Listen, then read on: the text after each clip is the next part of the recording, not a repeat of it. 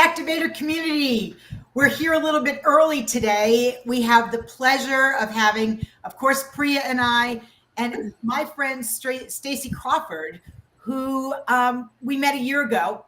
We met at Coaches Connect, and wildly enough in Omaha, and we instantly bonded. And then we've been on lots of Zoom calls together in a phenomenal coaching community run by Charlotte Blair. And what happened is she came down here a couple of weeks ago. I'm in Sarasota, Florida for the winter, and she came down and we got to spend the afternoon together. And we said, we need to get Stacy on here.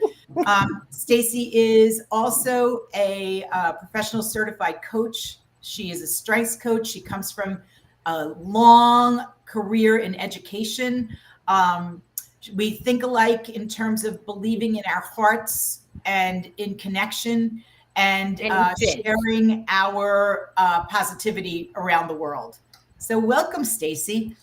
Wow, what an introduction. Thank you so much. I'm so excited to be here. So when, we talk about hope every week, and one of the things that we say is that hope is holding on to positive energy, and that it doesn't mean there's not problems. It just means that there are possibilities. So when you think of hope, what does it mean to you? Yes. Well, I certainly resonate very much with what you've just shared. And I would also add to that hope to me is, when you mention the word possibility, that means to me a path forward. What is a path forward, even in the most challenging circumstances?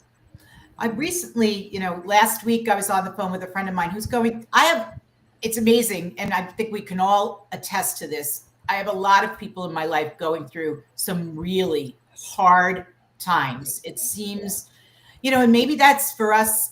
I don't know what it is. I know my husband says it's because I know 5,000 people. So the more people you know, the more you find out about things. Yes. And I also connect on such a deep level that I do find out things. But one of my friends said, you always are talking about hope. And it's not always easy for me to find hope. I'm going through a really rough time. And I said, you just have to find that moment in a day. It doesn't have to be the whole day. It could be a minute. It could be 5. Yes. It could be an hour. Mm-hmm. What's a time in your life where you've had to dig in and find hope? Right. Oh my gosh. There's so many, but there are some that are much more public facing. And I would just like to just tag on to what you said very quickly before I share about my own story. And that is that one of the pieces that can be very hard to overcome is that our brains are wired for that negativity bias. And I think we even talked about that when we were together in Florida. And so we do remember things that are, negative, so to speak, more so than we remember what happened that was amazing. And so in some ways, we're a little bit like a salmon or whatever it might be, swimming upstream to spawn, in that what we're trying to do is to go against those neural pathways that have been driven into our brain, that are deep, deep grooves in trying to do something that is different, right? And entertain this idea of hope. Yeah. And so it takes practice. I call it conditioning, but it takes practice. And so it is very uncomfortable, to your friend, to our friends who are going through challenging times. It is very uncomfortable to go against what we have known. And that negativity bias isn't just to be thrown away. We don't want to get enamored by, toxic positivity. Right. It is there to serve as a safety mechanism in our lives. But we can also begin to bring in hope as a real tool to move in a different direction. So be patient is what I would recommend there. It is really challenging. And so that then leads me to the doorstep of, when in my life has hope been really important. And and how did I begin to lay those new neural pathways during that time for myself and family, really. And so about 4 years ago, my son, Mason, who's now 21, but was 17 at the time, had a skiing accident. We don't need to get into the big details of that, but he had a skiing accident. My partner and I were here in town when that occurred, and we received the call that parents don't want to receive, right? Something has happened. In this case, it was his friend who is extremely worked up. And as you can imagine, she, when this incident happened, held C-spine for him and luckily had that medical training necessary. And we really didn't know in that moment. And I remember I was driving, and the first thing I said is, let's breathe together. Let's breathe. I can't understand what you're saying. She was really in a place of panic. Thanks for that, Jane. I'm breathing as you're telling the story, you know? Yes, yes. And so that was the very first thing. And I remember saying, you know, what are his vitals? I also was a first responder actually at the time, and not on that scene, of course, thank heavens. But we then, you know, my partner and I then, you know, went to the ER, the emergency room in our city, and we waited honestly for what seemed to be forever for our son to arrive. And we didn't really know the extent of what had happened. We learned extremely quickly in that emergency room that he had broken his back and that he could not feel his legs. And it is, you know, I remember, just to bring you visually there just for a moment, he had a down coat on. And the first thing we do as a first responder is to cut that coat off. And the feathers were in the entire room in the ER. And so that made for just this really ethereal environment, and hard to imagine that we were in this place and learning about this with our son. And so where this becomes hopeful, and what I remember doing immediately, was first of all, for a young man my son Mason, who was only 17, he was very lucid about things that he felt needed to happen, and very quickly. And so he did have a surgery that evening, and we learned that they had done their best to repair his spinal cord. He's injured, for those who know this language, he has an incomplete injury, which means he has some movement in his legs.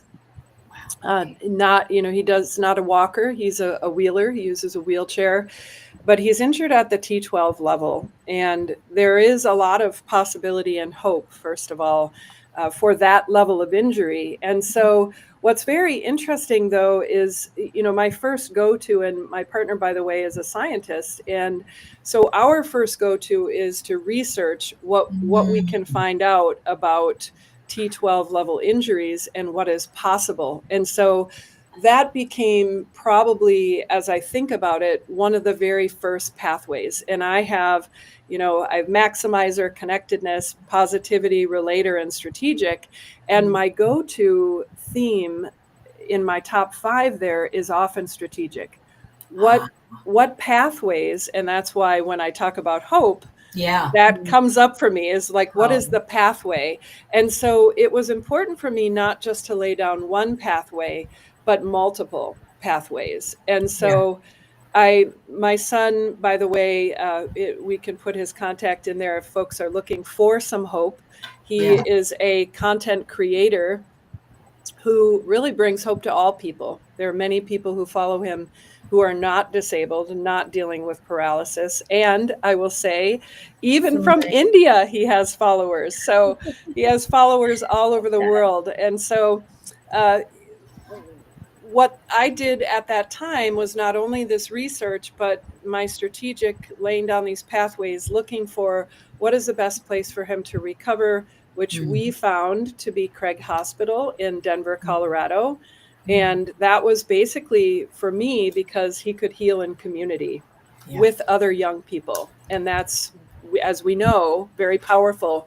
Then the next thing I did is I took to social media myself. And I looked for other people who had been in similar situations. And this is often how people find my son, Mason, when they're newly injured. And actually, Priya, he was contacted by a mother in India who said, my son has been injured, and would you be willing to make a video for him that is hopeful? And so Mason did. This was a while ago, but he did. And, you know, this way of reaching out into the world has provided hope for all of us, I think, in our family, as we have seen. Inspiration now. Yeah, that power of social media. Just one more thing, and I'll pause here. But so finding other people who were in the situation, who were living hopeful lives, was really important. And one of them was Roll with Cole and Charisma, who I had the chance to meet not too long ago. And another was Wesley Hamilton was on the show The Queer Eye, and he's an amazing individual. And so I've had the opportunity to meet them, and there are a number of other people, but they provided this possibility that I thought, okay, I can see through this really hard stuff right now, that there can possibly be another side.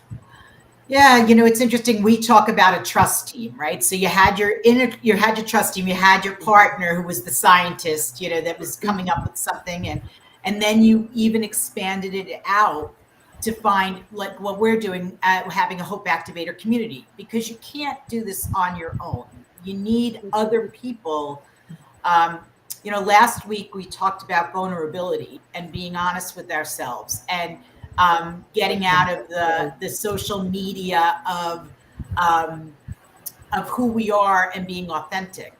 And when you're dealing with an injury like that, wow, do you just have to automatically become authentic in order to get the support that you need? Absolutely. Yes, please. I am getting an opportunity to meet Stacy for the first time. I heard your story for the first time. First of all, I thank you, Jane, for bringing Stacy here and having her to share the inspiration with the world. Because I am the part of this call now, it is really proud to be in front of you, to being able to help share your story, your son's story in India as well.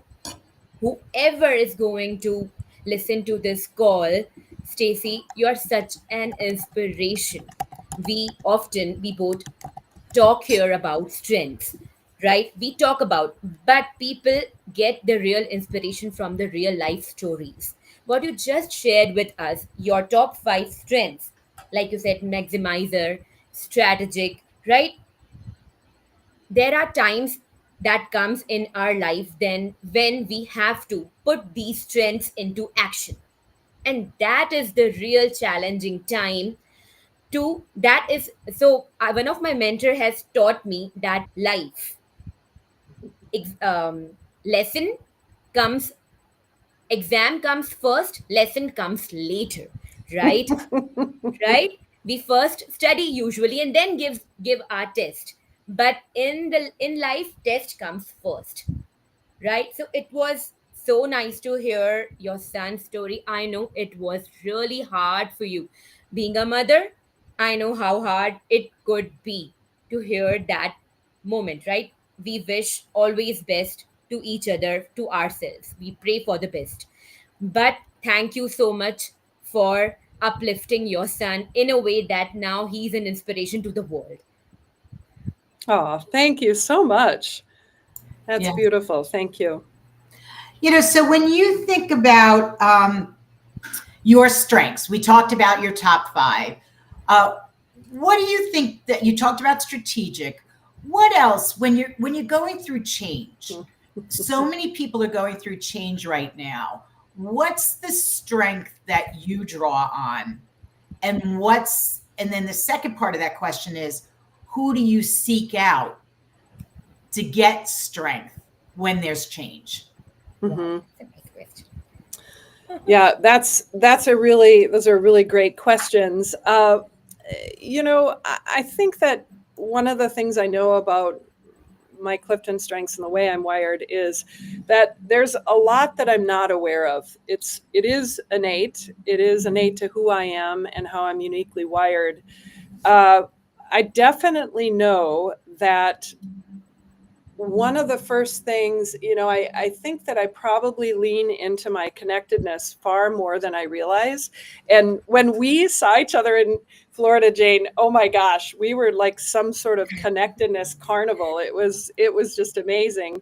But I think that early on what happened, so part of, and I never wish that anyone becomes a part of what we call the Craig family, which is the Craig Hospital rehab facility for both spinal cord injured and brain injured individuals.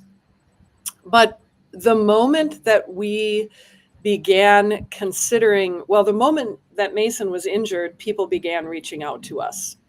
And this has been true. I've dealt with a number of health issues and tragic loss along the way, in addition to this incident.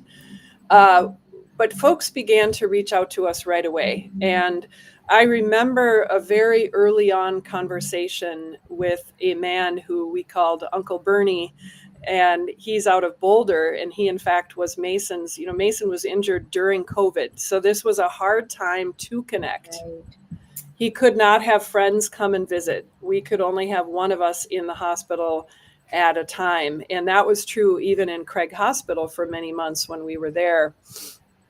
So that piece of connectedness, though, for me, as you said earlier, really helped hold some space. I remember, going back to this, to Bernie reached out by email, and all of it is a blur, of course, around that time. And every year when the anniversary comes, I think we unpack a little bit more of what happened. And we just, at the moment, we were just moving through, and it was really challenging to be very present in everything that was happening. But I remember a phone call with Bernie early on, and I said, what about this? What about this? What's going to happen there? And as a mother, you can appreciate, I understand both of you are mothers, you don't want to sound the panic alarms to your, at this time, 17-year-old kiddo, no matter how much of an old soul he is. And so to have a safe space to be able to ask questions about, what's happening in his body here. And I mean, one of the things people don't know about paralysis is that it often comes with paralysis of the bladder and the bowel system. And so it's not just the fact, a lot of people think, oh, so you're in a wheelchair, but there's a whole lot of other health issues happening behind the curtain, if you will. And so Bernie walked me through that, and he was so reassuring. And I think that when I saw him for the very first time, that day he visited as Mason's first visitor, I think I sobbed. And I didn't know this man. I didn't know him. I mean, he opened his heart and he continued. And so many people did. This is just simply one example. But I think that connectedness piece came into play as well, because I knew that Mason needed to be with young people. Yeah. And they have a young person program at Craig Hospital. And so, we were on media a lot at that time, and I had the full mask on. I mean, I looked, we looked really something, but we were on the media a lot. And I was literally reaching out on the media to people to say, we don't know how we're going to do this. It's very expensive. We spent probably about $200,000 of our own money. We had a GoFundMe. But a lot of people, with different injuries are spending almost $1 million in that first year. And so we were terrified, and we wanted to make sure that our dear son had the best care ever. So there's some really raw footage out there. I think it's still out there of us really wanting that connection. And also positivity. I remember that all of us we felt so grateful from the beginning. We really hunkered down into gratitude. And my son he's such a beautiful soul in that way. By the way, I have a lovely daughter who is 27, and she has positivity. She has strategic number 1. She started in with what can we do? And she created a fundraiser. She came to visit Mason, and she lights up the room. She's a healer as well. Wow. You know, it's amazing. And it's funny, we found out when we were together that we both have 27-year-old daughters, and we both have sons. My son he'll be 24 in May. And it's amazing how in the last week, I think I've said about 25 times to different people, parenting never stops. I keep trying to tell Priya, like, enjoy those moments when Sanj is 6, almost 7, because you have it is just your parents, Priya, are still parenting you. If my mom was alive, she would still be parenting me. Stacy's mom is alive. And, so we're constantly going back and forth and doing that dance of, still getting our stripes and realizing that it's not in page 372 of the parenting book. Yes, absolutely. One of the things I saw this morning was replace some of that worry with hope. Yes. And, and it's hard. There are days that, and some days you just have to say, you know what, I don't want to be hopeful, but yes, I'll figure out a glimmer. I'll get that minute in. I'll find something. Right. And Priya and I have talked about the habits that help us get through the hope, and how we are able to plow through even when you don't want to. Yes. Yes. And I feel, if I may respond, and Priya, if you have something, please put your voice in the room before I share here. No, I was just sharing that, like Jane said, there are times in our days when we don't feel hopeful, but those are just the moments. Then we have to first accept it, right? That we are not hopeful and let this go. We don't have to pick this up immediately. Take our down times, accept it, and then someday, of course, because life goes on, we can't stay at in that moment all the time, in that downfall all the time, right? We have to rise up, right? So one of the things, like Jane said earlier, we always have a trust team besides us to lean on, right? First we have to ask ourselves, take our time, and then the first step that helps us overcome like 50 to 75% is reaching out to your trust team. Yes, absolutely. And yeah, I really feel so very blessed to have a large team of people. As a relator, I have a somewhat large team, and there are people that serve sort of different roles in a sense on that team. Those that I would call when I'm really, falling to pieces as I feel I am, to sort of talk me off the ledge.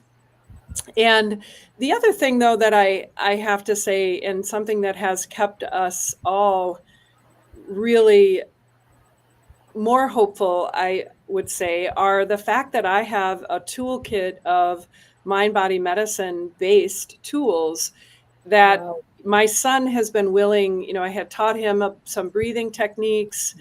He's now a meditator. We know that, in fact, a funny thing happened the other day. He lives in our basement. He has it's basically his home, and he has a piano, and he plays piano. And we had a really intense conversation, and he then started. It was a beautiful conversation, but he started playing the piano, and I started just dancing.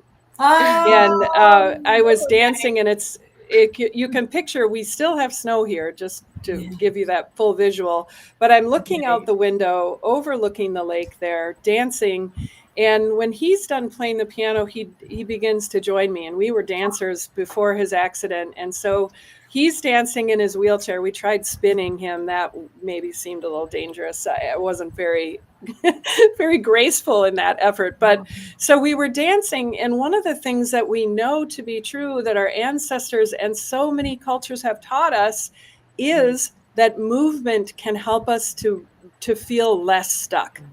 Right. And so sometimes, and we're so logical, we're living oftentimes life from the head up. And when we bring our whole body into it and we nourish our body and we move our body, some of those things that may have been painful or stuck, maybe they loosen up just a little bit, or maybe it allows that veil to be removed, to be able to experience that emotion that is really important to express in those hard times. So you're right. We can't always be hopeful. In fact, that would not be recommended, because we're going to then move past some very important lessons, as Priya was talking about, right? And so being able to feel that full range of emotion, being able to let it flow and move through our bodies is the natural way of healing. Doesn't require like a rainbow, taking right? a pill. Yes. All the colors are there in our life. We have to choose our color. And it's okay Yes. to be sometimes in just black and white and then fill up ourselves in those rainbow colors. Absolutely. Priya and I, so Priya, you've been meditating for about 10 years, I think. And I've been I have meditating been. for about 4 Yes. years. And I got my husband into it about maybe 8 months ago, and now we meditate together every morning. But it's That is very so nice. interesting. We meditate together. He's very cerebral. And I'm not. Give me the colors. Give me the wild.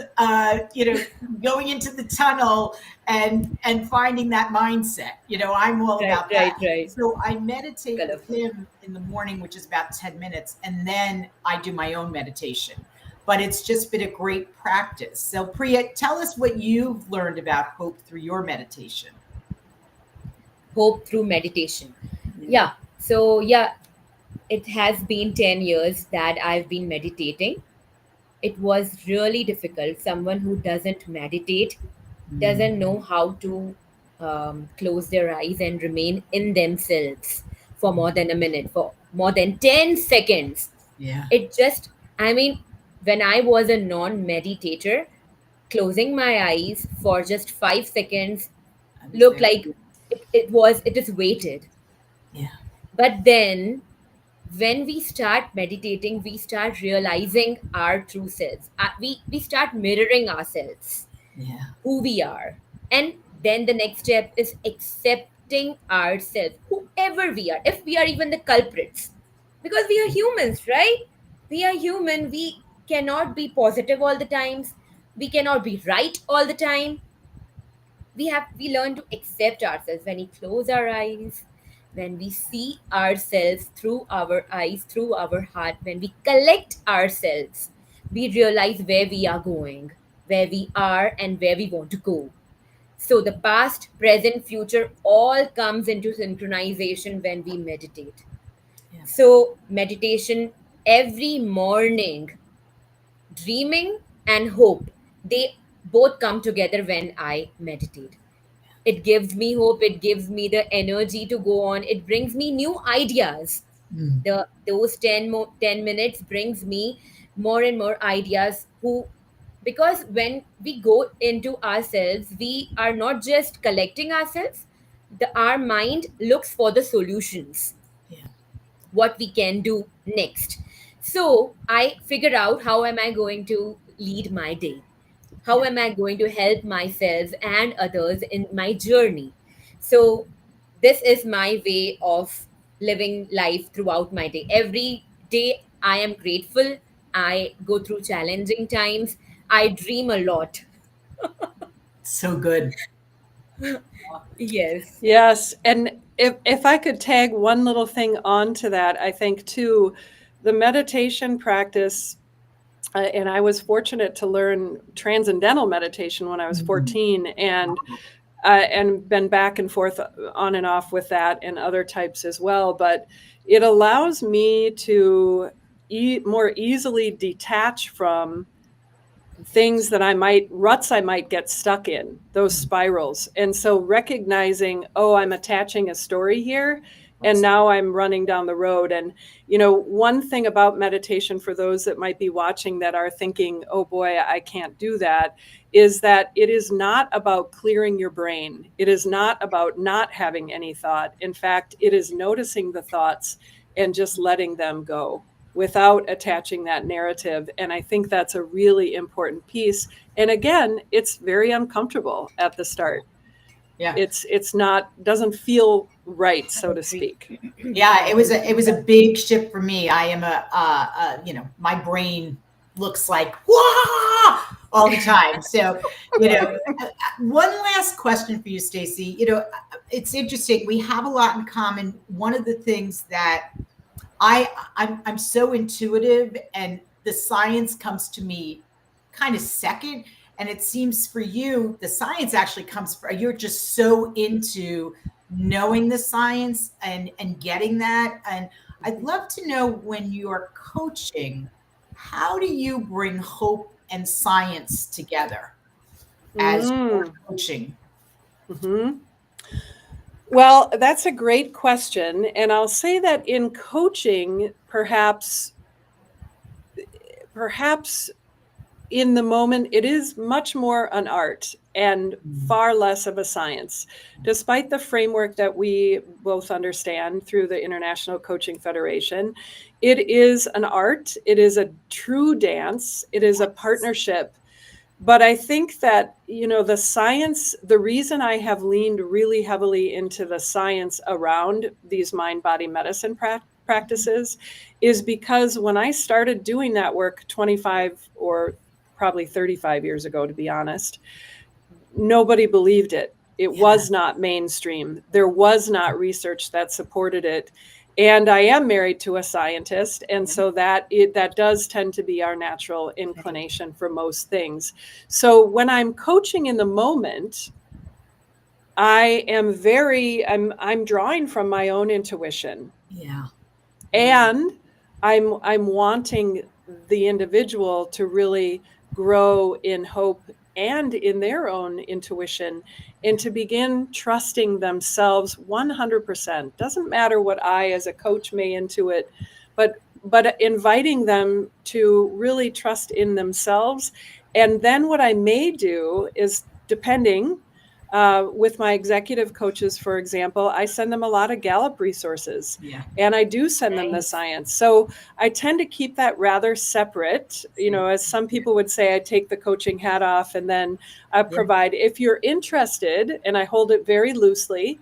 Some clients will say, oh my gosh, I read, or I did, or I whatever, the resources that you sent to me. Some never bring it up. That is all for them to choose.